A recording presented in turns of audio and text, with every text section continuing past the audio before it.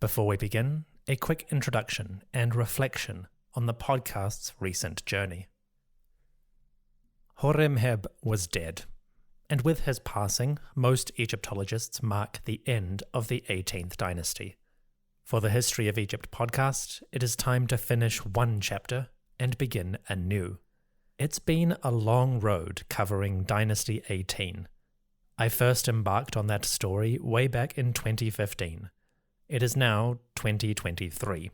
I spent more time covering the 18th Dynasty than some of its rulers actually reigned. For example, King I was only pharaoh for about 4 years, so I covered the 18th Dynasty for twice as long as he was actually a monarch. In 2023, we are also celebrating the 10-year anniversary of the first episode. It's been a crazy journey. I've now been covering the history of Egypt for longer than King Tutankhamun was a pharaoh. Along the way, I've learned a lot. You may have noticed my storytelling has changed and evolved over the years. My opinions have differed back and forth on certain issues. I've made plenty of mistakes, and I try to go back and correct them, or at least update them wherever possible. If you've been along for the entire ride, I have to applaud your stamina. It's quite remarkable. If you're just joining us, or you're a recent fan, welcome to the show. I hope you're enjoying it. As we embark on the 19th Dynasty, you might be tempted to think that the best is over, that from here on out, it's a decline. Nothing could be further from the truth. In fact, we are entering some of the most richly recorded and fascinating periods in all of Egyptian history. The story is going to go in strange and wonderful directions, and there are heaps of beautifully detailed records that I can dive into. In recent episodes, particularly towards the end of the 18th Dynasty, I suggested that I might speed up the narrative as I embarked on the later New Kingdom. Honestly, that was born of tiredness and a little bit of anxiety. Occasionally I get comments from people who want me to hurry up and get to the next particular pharaoh or period. That sometimes strikes a chord. I do my best to keep the narrative moving at a nice clip, while also indulging in those wonderful details that really bring the ancient world to life. In my more anxious moments, I do sometimes feel like I should move faster, head towards the end, quote-unquote. But in more serene or reflective moments, I remember, the pace may be slow, but it's worth it. Exploring these tiny references, these little nooks and crannies of history, really rewards careful research and exploration. So, despite recent statements, I'm not going to speed up the narrative as we move into the 19th Dynasty. It might be a little bit faster than before, but I'm going to carry on diving into the weird, wonderful, and the obscure. So, we are celebrating the 10-year anniversary of the podcast, and we are embarking on a new chapter in the historical narrative. This is an exciting moment. I look forward to exploring it. Now then, enough introduction and nostalgia recollection. Let's discuss the advent of a new dynasty.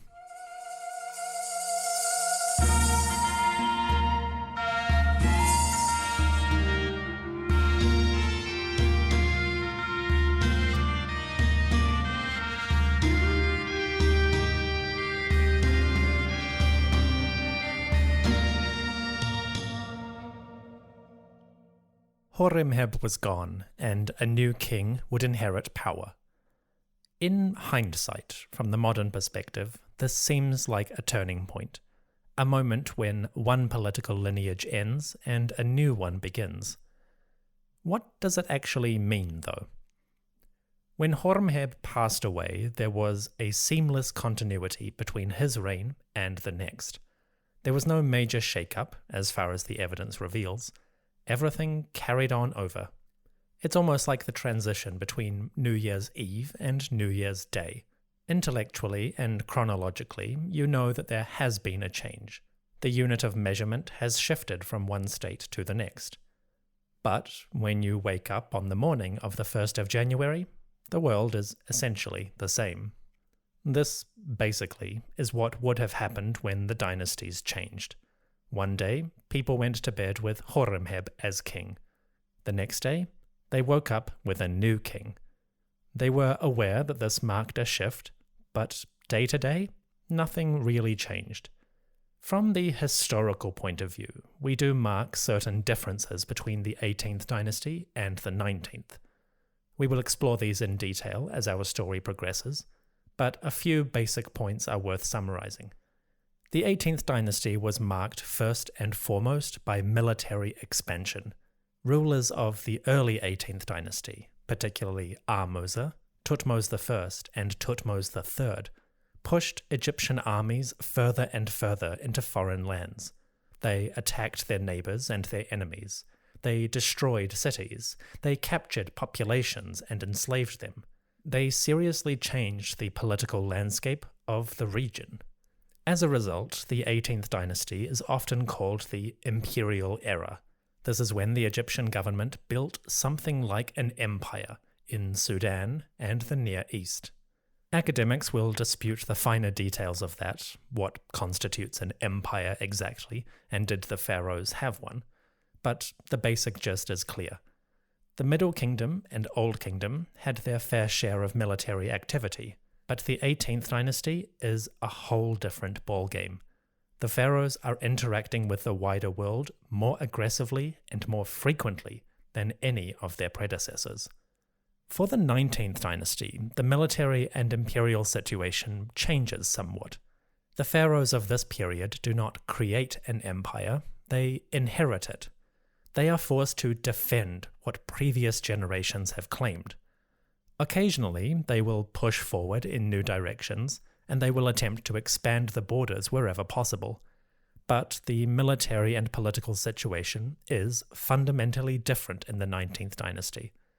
For one thing, there are now additional great powers on the world stage. Kingdoms like Hatti, or the Hittites, are becoming stronger and stronger, and the pharaohs of Dynasty 19 will have to deal with that challenge. The military dynamic will be quite different from the earlier generations.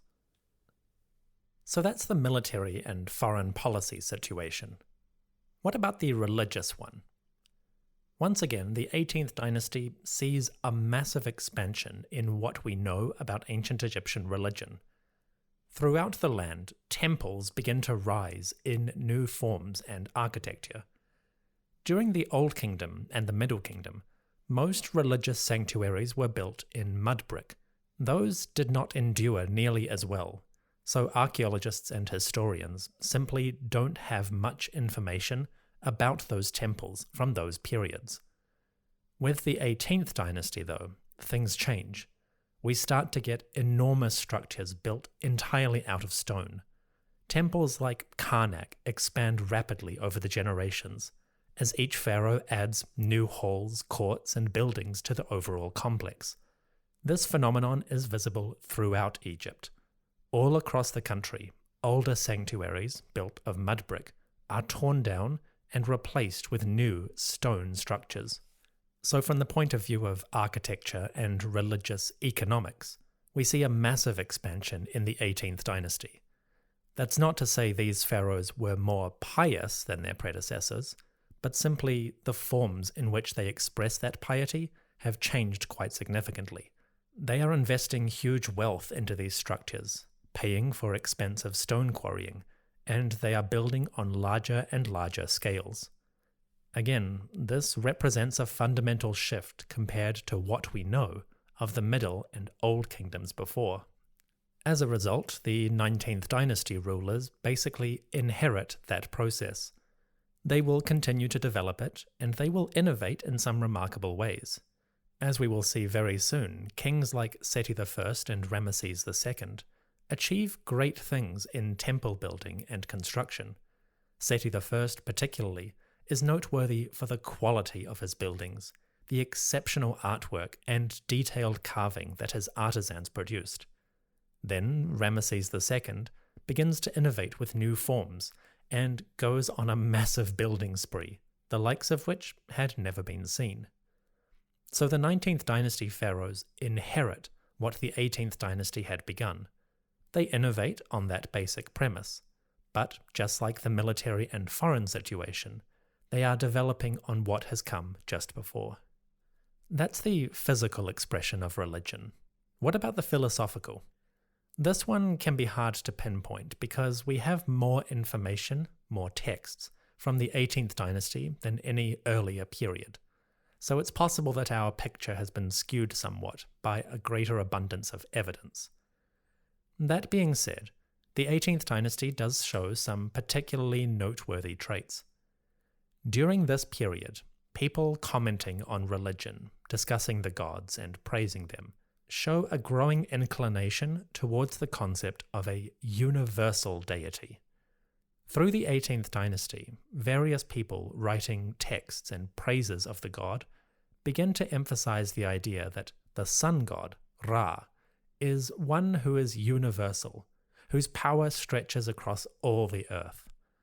Ra takes many forms or manifestations, and he can combine his powers with local deities like Amun or Atum, but overall, there is a visible trend towards perceiving the sun god Ra as a universal creator. This idea did not start in the 18th dynasty, but it accelerates and becomes a lot more visible. And the idea reaches its climax with the reign of Akhenaten. Akhenaten takes ideas that were already percolating in Egyptian society, and he runs with them. He ramps them up to a whole new level, and he expresses them in new artistic and language forms. What Akhenaten did was, in some ways, quite innovative and unique, but in other ways, quite traditional and conservative. I explored all of this through the Akhenaten episodes, but long story short, the 18th dynasty shows a great deal of change with regard to religious philosophy, and eventually that culminates in the heresy, quote-unquote, of Akhenaten. The 19th dynasty does not throw all of those ideas away. Despite their reputation as destroying the Amarna period and desecrating Akhenaten, the rulers of Dynasty 19 do inherit many of those ideas. The concept of a universal god, in the form of Ra, does not go away, it persists, and it finds new expressions. The pharaohs create new ways of interacting with the sun god, and combining his power with theirs. So, religiously, the 18th dynasty sees a great deal of change, and that is inherited, adapted, and continued by the 19th. So in terms of military expansionism and religious ideas, the 18th dynasty was an incredibly dynamic and active period. These trends will continue into the 19th dynasty. What about the cultural elements, specifically art and language? How do those change in this period?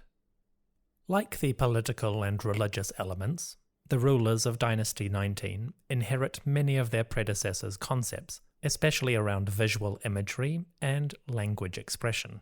Again, we will explore all of this in detail as it becomes relevant, but statues, paintings, wall carvings, and even architecture will show new trends and new patterns in the 19th dynasty.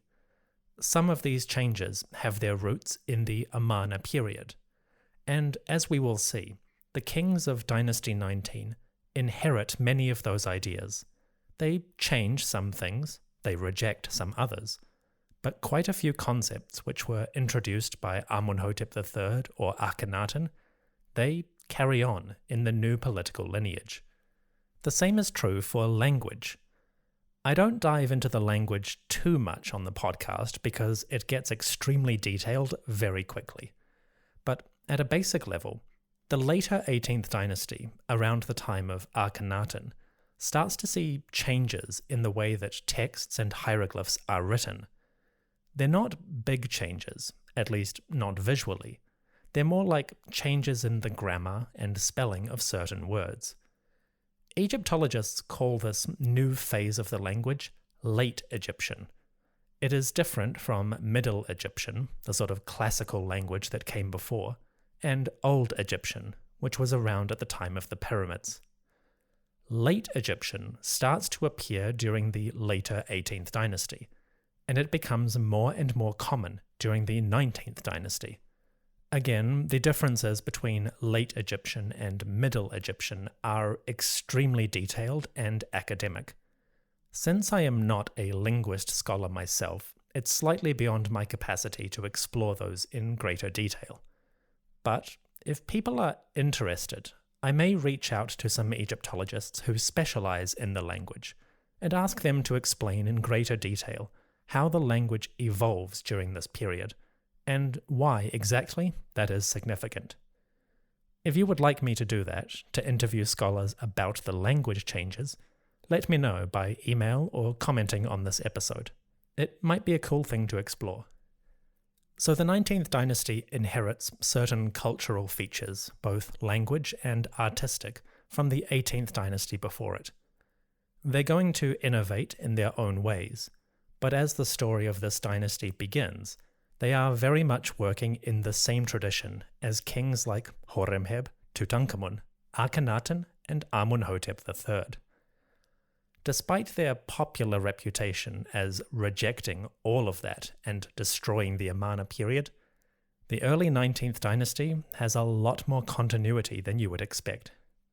With these continuities, you may be wondering, why exactly do we end the 18th dynasty with the death of Horemheb and start a new one?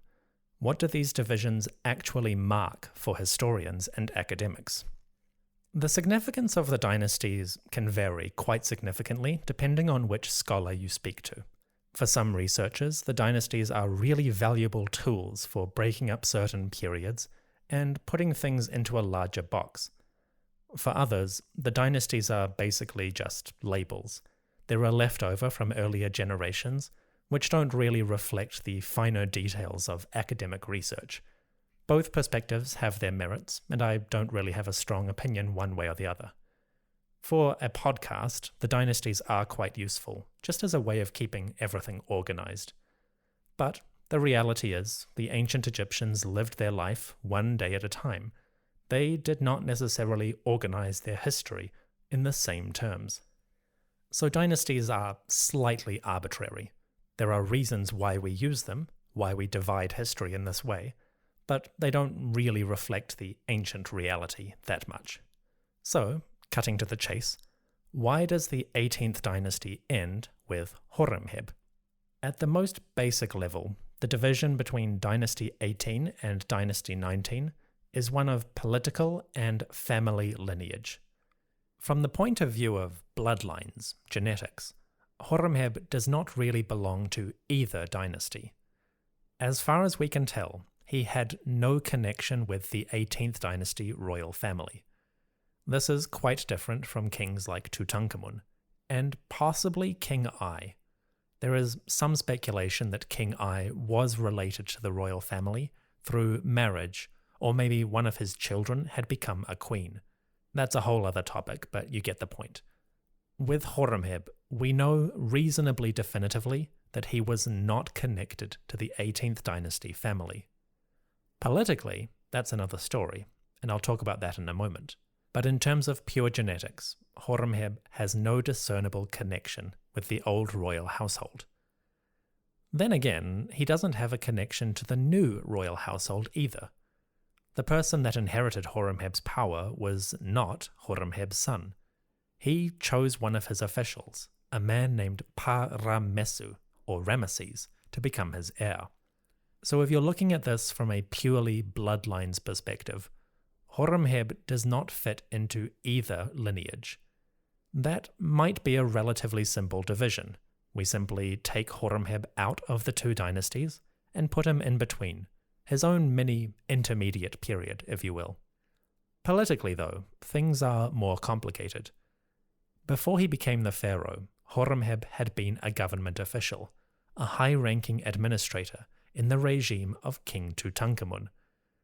Horemheb was intimately connected with the royal household in a political and economic sense. So when he became the pharaoh, he inherited a system in which he had already participated. From a political point of view, Horemheb absolutely belongs to the 18th dynasty. Then again, Horemheb also belongs to the 19th. It was Horemheb who chose Pa-Ra-Messu, Ramesses, to be the next king of Egypt. In effect, he gave that man and his family their start on the throne. If Horemheb had not done that, it's possible the 19th dynasty would have looked very different. So in terms of bloodlines, Horemheb does not belong to either dynasty. In terms of politics, he belongs to both. Again, we should bear in mind this is mostly a modern obsession and preconception. The ancient Egyptians were not describing things in these terms. For them, the line of kings was an unbroken succession stretching back into the distant past. Horemheb may have been aware that things were changing in his reign, that a new family was becoming prominent, but he wasn't necessarily thinking in terms of political dynasties and all of that. Dynasties are a useful and fun way to view the past, but they have as much connection to the ancient reality as modern attempts to reconstruct the Targaryen bloodline do for us. So, bearing that in mind, does Horemheb belong to the 18th dynasty or the 19th? When does the break occur?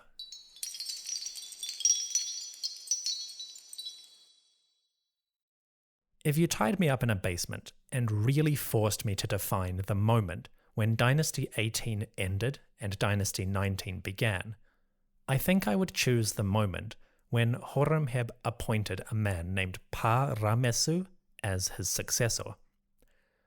Horemheb chose Pa-Ramesu, later known as Ramesses I, to be his heir. I consider this the true beginning of Dynasty 19. I'll explain why. Up until the moment when Horemheb appointed Pa-Ramesu as his heir, there was still a possibility that he would produce a child of his own, a successor to carry on his bloodline. But the moment he appoints Pa-Ramesu to be his chosen successor, that is an acknowledgement that his bloodline is about to end, that the royal household he has inherited has come to a conclusion. At the same time, Horemheb's decision to appoint Pa-Ramesu as his successor stops any possibility of a civil war or a new lineage taking power. So although Horemheb does not give birth to his particular heir, he does choose the figure who will fulfill that role. In other words, Horemheb did not have a bodily son, but he chose his own political one. Had Horemheb not done this, had he died without heir, there is every chance that a different family might have taken power. Either through civil war or simply political disputes, a new lineage might have started, one completely divorced from Horemheb's legacy. So I guess if I had to decide, I would say that the 19th dynasty really begins about halfway through Horemheb's reign. Whatever moment it was that he realized, I'm not having children, and decided to appoint one of his officials as the heir, that, to me, seems like the best moment to mark one lineage ending and a new one beginning. So, in my heart of hearts, I feel like Horemheb belongs to both the 18th and the 19th dynasties. He is the end of one and the beginning of another. He is the Omega and the Alpha. He is Sunny and Cher. He is John and Paul. He is Michael and Janet. What a strange analogy. I hope you've enjoyed this little casual discussion, a brief retrospective on Dynasty 18, and a little bit of setup for what is going to happen moving forward. Now then, let's begin the story of Horemheb's heir. Not his son, but the man he chose to succeed. It is time for Ramesses I.